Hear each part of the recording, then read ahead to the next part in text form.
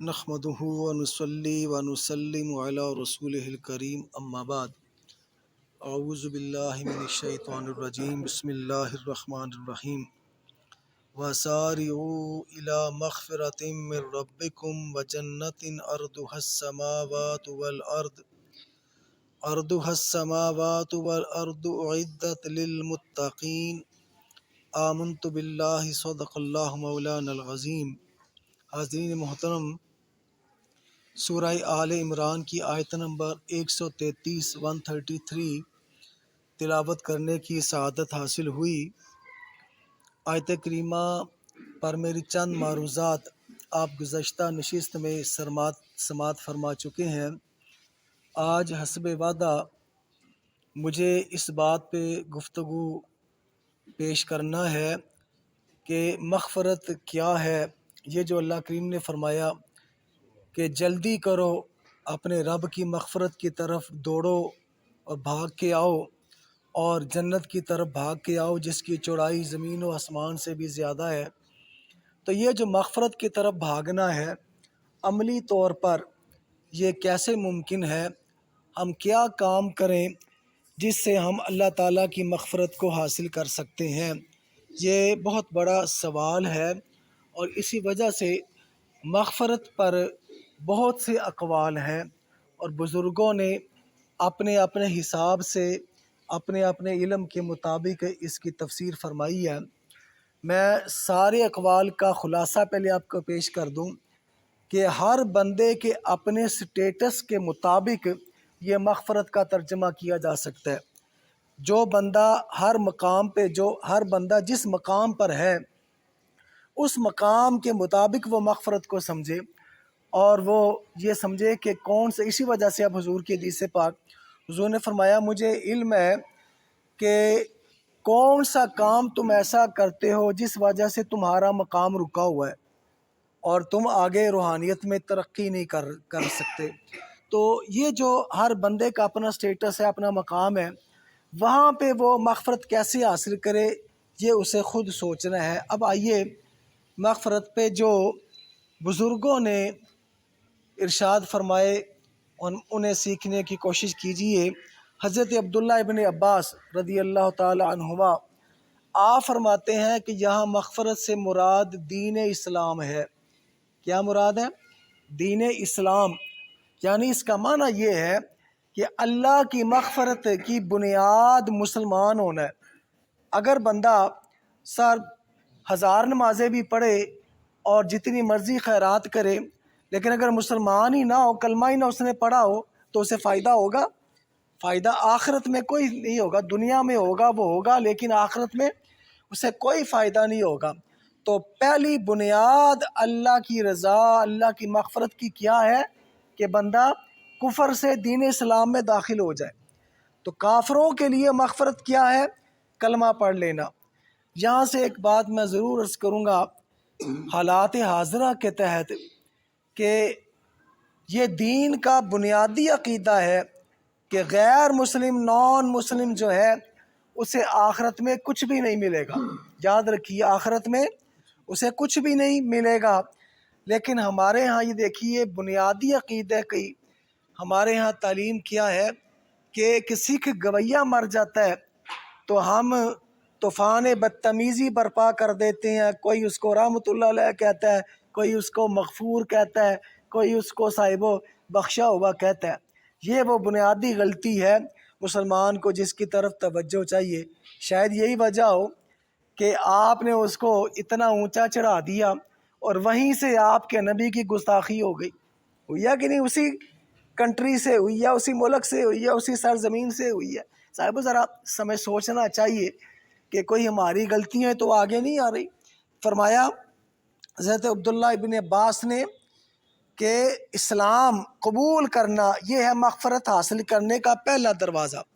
اب اگلا قول مولا علی مشکل کشا شیر خدا رضی اللہ عنہ آپ کا، آپ فرماتے ہیں اس سے مراد، مغفرت سے مراد یہ ہے کہ بندہ فرائض پورے کرے۔ کیا پورے کرے؟ فرائض۔ اب آپ نے کلمہ پڑھ لیا، کلمہ پڑھ کے تو کچھ اللہ تعالیٰ نے فرائض مسلمان پہ عائد کی ہیں۔ اگر بندہ وہ فرائض ادا نہ کرے اور اپنی مرضی کرتا رہے تو اللہ کی مغفرت نہیں ملے گی۔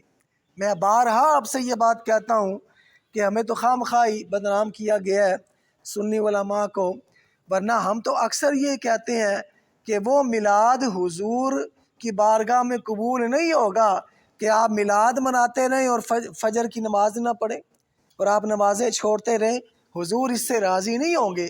جو اللہ نے فرض قرار دیا ہے وہ آپ کو پہلے پورے کرنا ہے۔ اسی وجہ سے حدیث قدسی کا مفہوم ہے کہ اللہ کے قرب میں اللہ فرماتا ہے میرے نزدیک میرے قریب بندے کو جو سب سے زیادہ عبادت کرتی ہے وہ فرائض ہے۔ نماز چھوڑنے والا وہ کیا مسلمان ہے؟ یہ میرا عنوان نہیں ہے، ورنہ میں آپ کو کبھی کروں گا۔ بہرحال فرائض کا ادا کرنا، فرائض میں صرف نماز نہیں ہے، اگر روزے آ جائیں تو روزے رکھے، اگر بندے کے پاس پیسے ہیں حج فرض ہو جائے تو حج ادا کرے، اگر زکوٰۃ فرض ہو جائے تو زکوٰۃ ادا کرے، جو بھی فرائض ہیں وہ فرائض پورے کرے۔ تیسرا قول اس میں کیا ہے؟ حضرت عثمان غنی رضی اللہ تعالیٰ عنہ آپ کا قول ہے۔ یہ آپ فرماتے ہیں اس سے مراد اخلاص ہے، خلوص ہے، للہیت ہے۔ اب دیکھیے درجہ بدرجہ آپ آگے بڑھتے جا رہے ہیں۔ پہلے کلمہ پڑھا مسلمان ہوئے، اس کے بعد فرائض ادا کیے۔ حضرت عثمان غنی نے فرمایا نمازیں پڑھتے رہو لیکن اگر اندر خلوص ہی نہ ہوا تو نمازوں کا کیا فائدہ؟ لہٰذا خلوص بھی یہ شرط ہے کہ اللہ کی مغفرت حاصل ہو۔ اللہ کی مغفرت حاصل کرنے کے لیے ہر عبادت میں خلوص چاہیے۔ اگلا قول ابو العالیہ نے فرمایا کہ اس سے مراد ہجرت ہے۔ ہجرت کیا ہے؟ اب وہ ہجرت تو ختم ہو گئی، لیکن اب ہجرت کیا ہے کہ گناہوں سے ہجرت کرنا۔ آپ کسی گناہ میں پھنسے ہوئے ہیں تو اس سے توبہ کر کے اچھے مقام پہ آ جانا، یہ ہجرت ہے۔ اور ویسے ایک اور مسئلہ عرض کر دوں، کسی مقام سے ہجرت کرنا آج بھی اس کی ایک قسم یہ باقی ہے کہ ایسی جگہ اگر آپ ہوں جہاں پہ آپ کے ایمان کو خطرہ ہو تو اس جگہ سے ہجرت کرنا واجب ہو جاتا ہے۔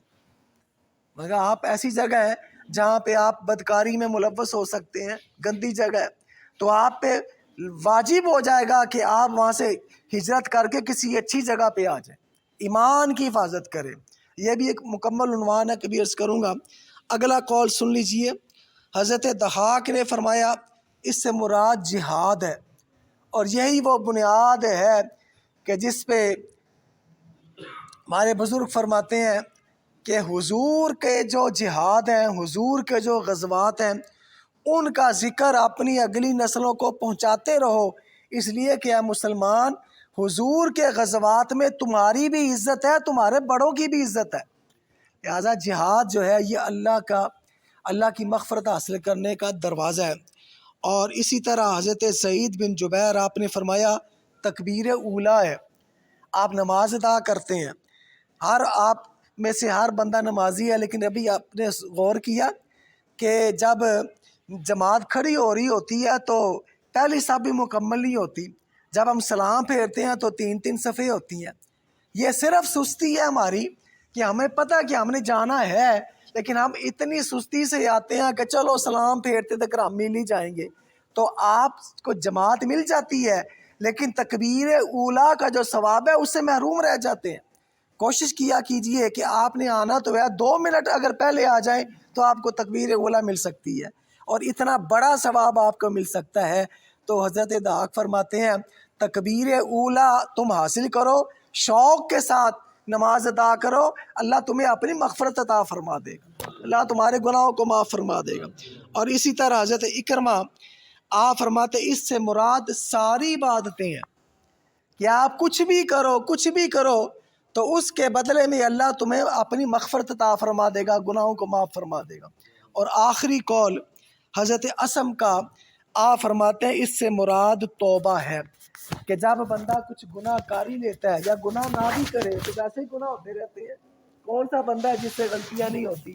تو فرمایا اللہ کی بارگاہ میں، دیکھو نا امام الانبیاء جو معصوم عن الخطا ہے، آپ فرماتے ہیں میں دن میں 70 مرتبہ توبہ کرتا ہوں، تو حضور یہ کریں تو ہمیں نہیں کرنی چاہیے؟ تو میں توبہ کرو، توبہ کرنے سے کیا ہوگا؟ اللہ تمہیں مغفرت عطا فرما دے گا۔ یہ سارے اقوال میں نے آپ کی خدمت میں پیش کیے۔ اب آپ نے سوچنا ہے، مجھے نہیں پتا آپ کا اندر کیا، آپ کا مقام کیا ہے، ہر بندے نے خود سوچنا ہے کہ مجھے اللہ کی مغفرت کیسے مل سکتی ہے، میں کس مقام پہ اڑا ہوا ہوں، مجھ سے کون سی غلطی ہو رہی ہے اور کون سا کام مجھ سے اچھا نہیں ہو رہا، وہ بندہ اس سے توبہ کرے، اس مقام کو طے کرے تاکہ اللہ کی مغفرت حاصل ہو جائے۔